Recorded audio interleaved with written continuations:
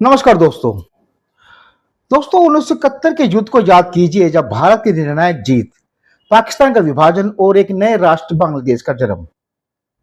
50 साल बाद वही बांग्लादेश जिसने पाकिस्तान से आजादी पाई थी, अब उसी पाकिस्तान के साथ हाथ मिलाता नजर आ रहा है। ये मैं बात कर रहा हूं अभी हाल ही की पाकिस्तान के विदेश मंत्री मोहम्मद इशाक डार की बांग्लादेश की यात्रा। ये एक नया अध्याय है या फिर दक्षिण एशिया की राजनीति का खतरनाक मोड़।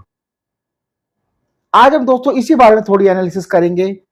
और जो भारत के लिए जो सबसे बड़ा सवाल है वो ये है कि इसका क्या मतलब होगा इन इन इन मीटिंग्स का।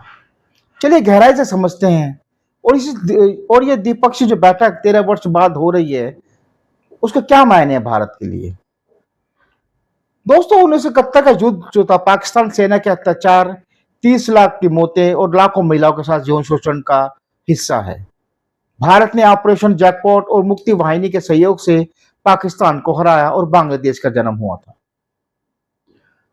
दोस्तों 1974 में पाकिस्तान ने बांग्लादेश को औपचारिक रूप से मान्यता दे दी थी, लेकिन रिश्ते कभी सामान्य नहीं हुए। 1990 में जब जब बांग्लादेश में एक खालिद जिया की सरकार आई, तब तब भारत से उसके रिश्ते जो हैं वो ठीक नहीं रहे और पाकिस्तान से रिश्ते कुछ सुधरे। लेकिन 2009 से लेकर 2024 में एक अच्छा समय आया भारत के लिए डिप्लोमेटिकली, बहुत, जिसमें हसीना, जो शेख हसीना थी, वो सत्ता में आई। उसके परिणाम स्वरूप वो 15 साल तक सत्ता में रही और बांग्लादेश और भारत के रिश्ते जो हैं एक बहुत नई ऊंचाइयों पर पहुंचे, जिसमें दोनों ने मिलकर आतंकवाद विरोधी सहयोग, ट्रांजिट अधिकार, बिजली, व्यापार आदि सबको बहुत नए मुकाम पर पहुंचाया है। और पाकिस्तान को दरकिनार करने में भी शेख हसीना गवर्नमेंट ने भारत का साथ दिया। हम जानते हैं कि 2024 में शेख हसीना जो सत्ता से हटी और प्रोफेसर मोहम्मद यूनुस की एक नई अंतरिम सरकार जो है सत्ता में आ गई। और तभी से 2025 से बांग्लादेश और पाकिस्तान की नजदीकियां दोस्तों बढ़ने लग गई। इसी के इन आपस में व्यापार भी शुरू हो चुका है। और उसमें जो पहले प्रत्यक्ष उड़ानों की जो बंद थी, वो बहाली हो गई है। और वीजा जो है प्रक्रिया, वो भी आसान हो गई है। सुरक्षा सहयोग की के बारे में बात की जाए तो बांग्लादेशी नौसेना ने पाकिस्तानी तट पर अभी हाल ही में अभ्यास किया है।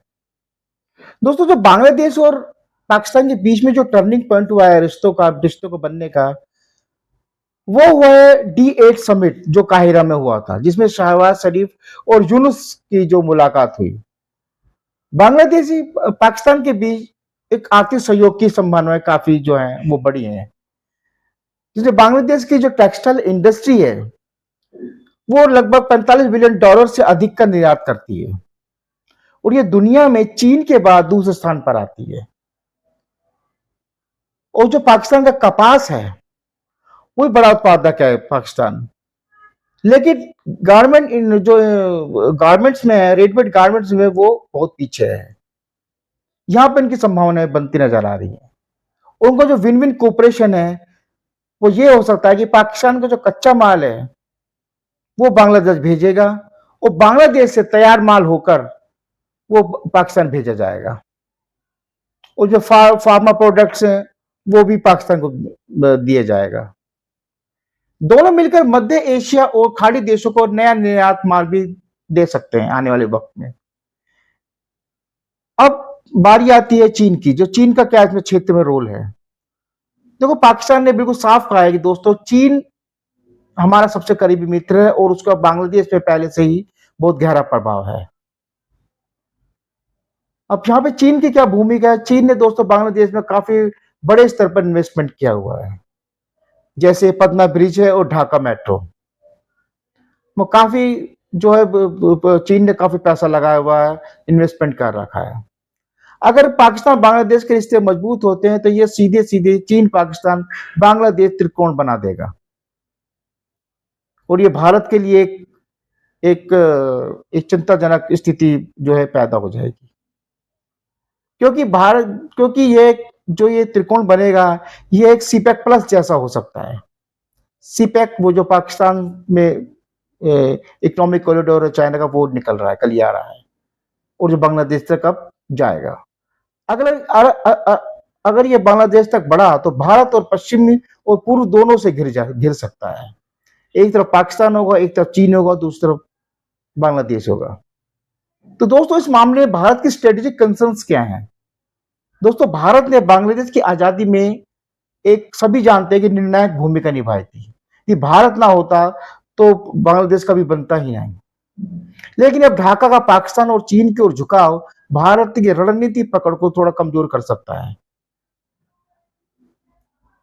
क्योंकि भारत का जो पूर्वोत्तर राज्य हैं, आसाम है, मेघालय है, मणिपुर है, ये सब ये बांग्लादेश भारत के लिए एक जीवन रेखा का काम करते हैं। अगर ढाका पाकिस्तान चीन दूरी में जाता है तो भारत की एक्ट ईस्ट पॉलिसी और पूर्वोत्तर सुरक्षा दोनों प्रभावित होंगे। हाल की भारत पाकिस्तान सीमा पर जो हमने देखी झड़प हुई थी 2025 मई में, पाकिस्तान ने चीनी हथियारों का भरपूर इस्तेमाल किया था।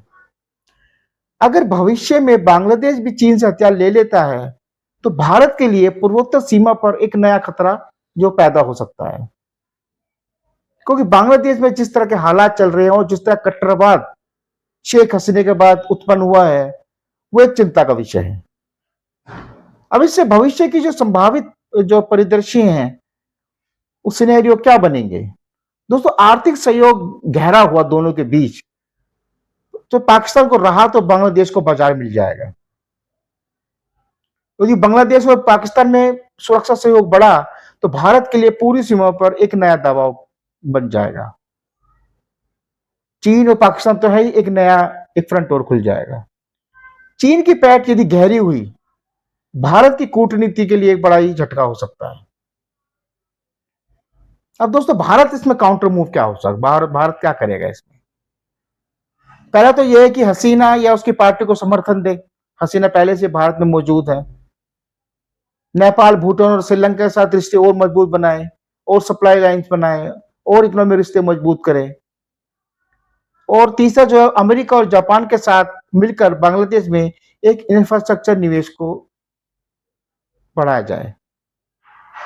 तो आखिर दोस्तों यही एक हम कह सकते हैं इस मीटिंग के बाद कि पाकिस्तान और बांग्लादेश की नजदीकियां सिर्फ दो देशों की कहानी नहीं है, ये एशिया की नई शतरंज है मानिए। क्योंकि 1971 में अलग हुए ये दोनों देश अगर आज फिर साथ आते हैं तो इसका असर भारत, चीन और अमेरिका तक पहुंचेगा, और भारत के लिए कूटनीतिक चुनौती होगी कि क्या वह ढाका को अपने करीब रख पाएगा, या पाकिस्तान चीन दूरी दक्षिण एशिया का नया समीकरण तय करेगी।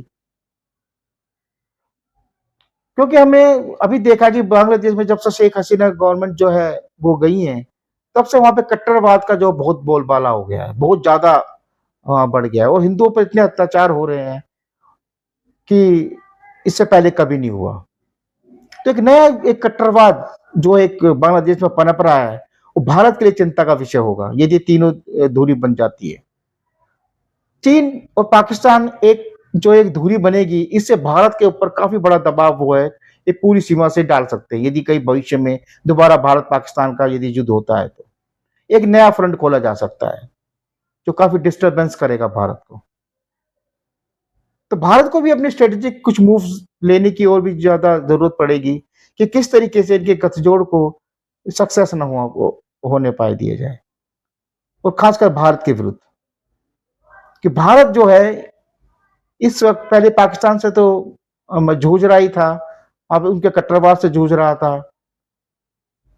यदि बांग्लादेश भी एक नया खड़ा हो जाता है इसमें, उनकी लाइन में, पाकिस्तान की लाइन पे, तो एक नया एक फ्रंट जो है भारत को वो टैकल करना पड़ेगा।